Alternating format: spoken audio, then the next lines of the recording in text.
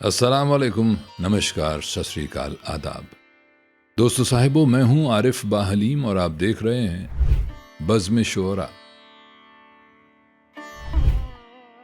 کشمیر میں ایک قول مشہور ہے، ہم صرف دو الفاظ جانتے ہیں جو سچے ہیں، ایک اللہ اور دوسرا للہ۔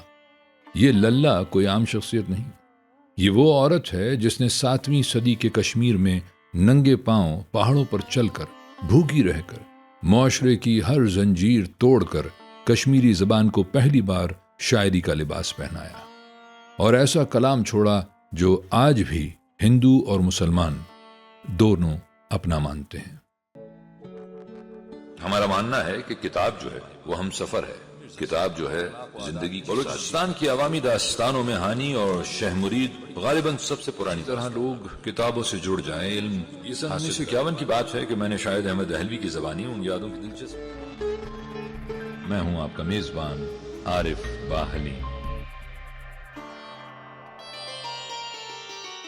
آج ہم بات کریں گے کشمیر کی عظیم صوفی شاعرہ، کشمیری ادب کی بانی، شیوا ود اور تصوف کے درمیان سیتو للدید کی۔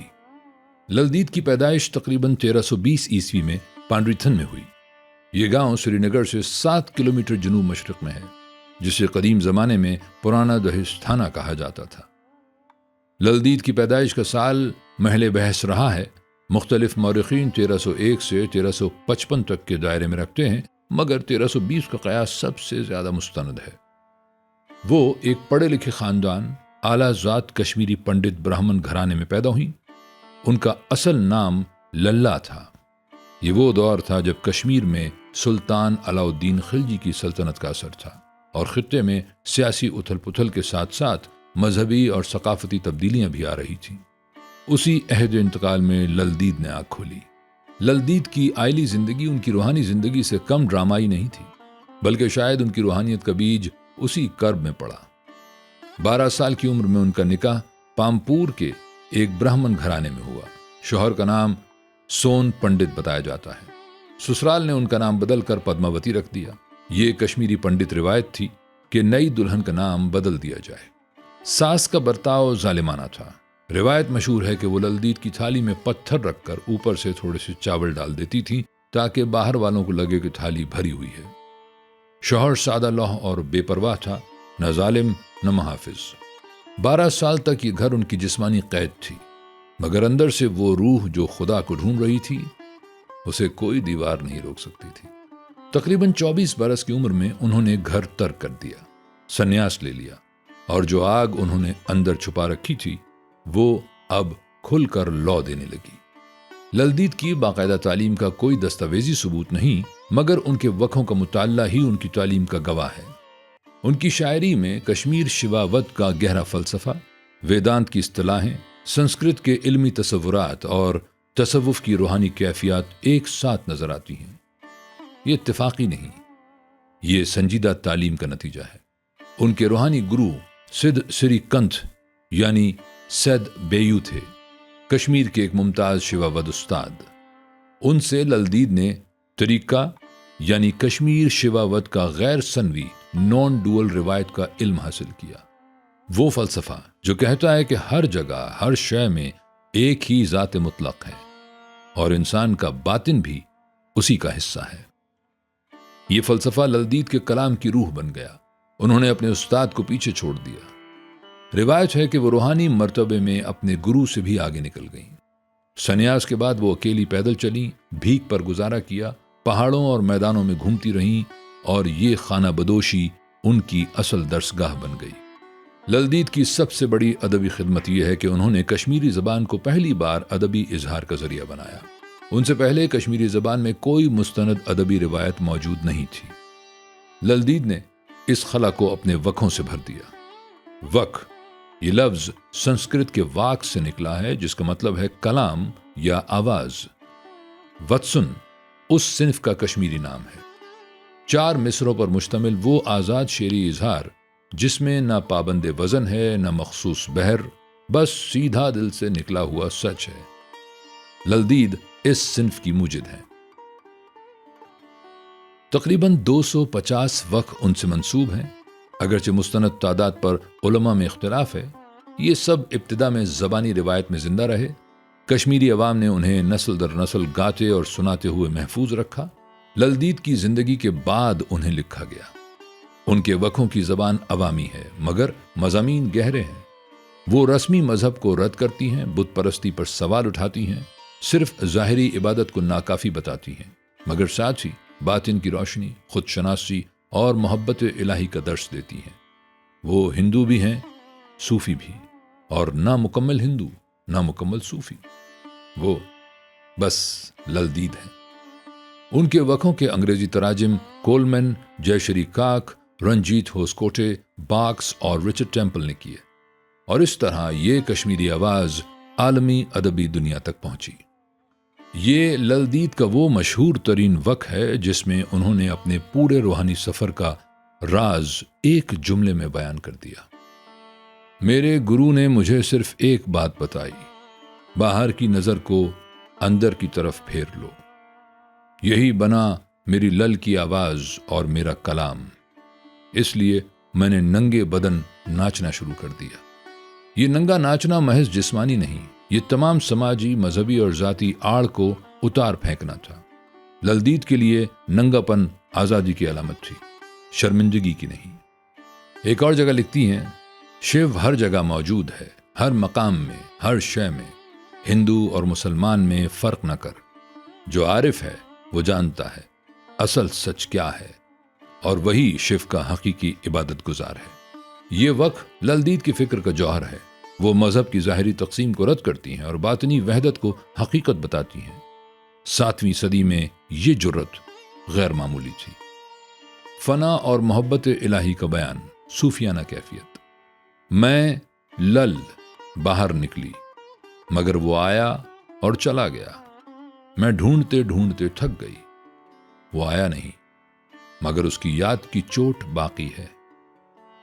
یہی درد میرے وکھوں کی جان ہے۔ یہ وکھ عارفانہ فراق کا ترانہ ہے، وہ کشش جو روح کو حقیقی رب کی طرف کھینچتی ہے اور چین نہیں لینے دیتی۔ اب سنیے للدید کا وہ وکھ جسے ان کا روحانی منشور کہا جاتا ہے۔ جو کچھ بھی میں نے کیا وہ بندگی بن گیا، جو لفظ بھی منہ سے نکلا دعا بن گئی۔ اسی نے مجھے روشنی کی راہ دکھائی، اور وہی راستہ مجھے پرما شیو تک لے گیا۔ یہ للدید کا سب سے گہرا پیغام ہے کہ جب نیت پاک ہو تو ہر سانس، ہر قدم، ہر لفظ عبادت بن جاتا ہے۔ یہی وحدت وجود کا عملی اظہار ہے۔ للدید کی شہرت کا پہلا اور سب سے بڑا سبب یہ ہے کہ وہ کشمیر میں واحد شخصیت ہیں جنہیں ہندو اور مسلمان دونوں اپنا سمجھتے ہیں۔ ہندو انہیں للہ یوگیشوری کہتے ہیں، کشمیر شیوا ود کی مقدس ترین خاتون۔ مسلمان انہیں للہ عارفہ کہتے ہیں، یعنی اللہ کی عارفہ۔ صوفی درویش، ایک زمین، ایک عورت، 2 مذاہب، اور دونوں کا یقین کہ یہ ہماری ہیں۔ دوسرا سبب ان کی فکر کی جرت۔ انہوں نے بت پرستی، ظاہری رسوم، ذات پات، صنفی امتیاز اور مذہبی تعصب سب کو ایک ساتھ رد کیا۔ 7ویں صدی میں ایک عورت کا یہ کہنا کہ شیو ہر جگہ ہے، ہندو مسلمان میں فرق نہ کر، یہ انقلاب تھا۔ تیسرا سبب ان کی زبان کی طاقت۔ وکھوں کی زبان سادہ، براہ راست اور گہری ہے۔ کوئی پیچیدہ استعارہ نہیں، کوئی درباری الفاظ نہیں، بس وہ بات جو دل کو لگے۔ یہی وجہ ہے کہ ان پڑھ کاشتکار سے لے کر سنسکرت عالم تک سب نے ان کے وقت یاد کیے اور اگلی نسلوں کو سنائے۔ چوتھا سبب شیخ نور الدین نورانی سے ان کا تعلق۔ کشمیر کے سب سے بڑے صوفی بزرگ شیخ نور الدین نورانی، جنہیں نند رشی بھی کہا جاتا ہے، انہوں نے للدید کو اپنا روحانی آئیڈیل قرار دیا اور کہا وہ للہ جس نے الہی امرت پی لیا، وہ ہمارا اوتار تھی۔ اے خدا مجھے بھی ویسا ہی فیض عطا کر۔ جب کشمیر کا سب سے بڑا مسلمان ولی ایک ہندو عورت کو اپنا مرشد روح بتائے تو یہ شہرت کسی لقب یا دربار کی محتاج نہیں رہتی۔ للدید کی زندگی کے آخری سالوں کے بارے میں تاریخ خاموش ہے، مگر روایات بولتی ہیں۔ ایک مشہور روایت یہ ہے کہ سید علی ہمدانی کشمیر میں اسلام کے سب سے بڑے مبلغ جب وادی میں آئے تو للدید کو ان کی آمد کا علم ہوا۔ وہ اس وقت کپڑوں کے بغیر تھیں۔ ایک دکاندار کے پاس کپڑے مانگنے گئیں اور کہا، جو ولی آ رہا ہے وہ مجھے پہچانتا ہے جیسے میں اسے پہچانتی ہوں۔ پھر وہ ایک تنور میں چھپ گئی۔ جب ہمدانی نے پکارا تو وہ الہی نور میں لپٹی نکلی۔ یہ قصہ لوک روایت میں ہے، مگر اس کا پیغام سچا ہے۔ روح اگر پاک ہو تو کسی بھی صورت میں روشن رہتی ہے۔ ایک اور روایت بتاتی ہے کہ آخری وقت میں انہوں نے اپنے پاؤں تل ایک مٹی کا کاسا رکھا اور ایک سر پر، اور ایک پل میں غائب ہو گئی۔ دونوں کاسے آپس میں جڑے ہوئے ملے، نہ قبر نہ جنازہ۔ وہ جیسے آئی تھیں ویسے ہی چلی گئی۔ تاریخی اعتبار سے ان کی وفات تقریباً 1392 عیسوی میں ہوئی۔ عمر تقریباً 70 برس۔ بج بہارا ضلع اننت ناگ میں ایک قبر ان سے منسوب ہے، مگر یہ تصدیق شدہ نہیں ہے۔ حقیقت یہ ہے کہ للدید کی قبر کا کوئی یقینی ثبوت نہیں، شاید اس لیے کہ جو آگ ہو وہ راکھ نہیں چھوڑتی۔